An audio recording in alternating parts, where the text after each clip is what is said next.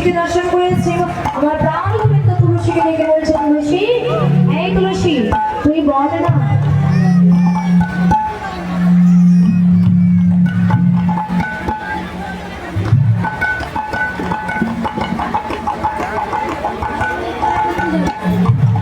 জয় রাধে।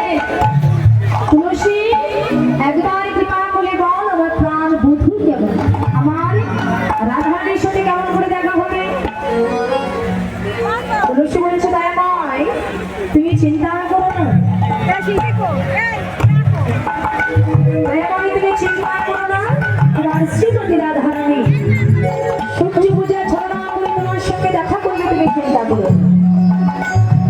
জয় রাধে। মায়েরা প্রসাদের কথা বলেছে না, আর উপায় না,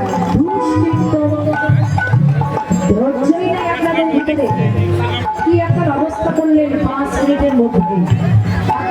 জয় রাধে।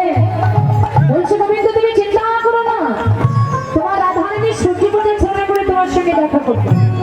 এই বলে তুলসী আমার গোবিন্দের চরণের সেবায় লেগে গেলেন। আর যেই না লেগে গেছে, কিছুক্ষণ পরে শ্রীমতী রাধারানী ললিতাকে ডেকে বলছে, ললিতা, আরে ললিতা, সেই তুলসীকে কখন পাঠালাম,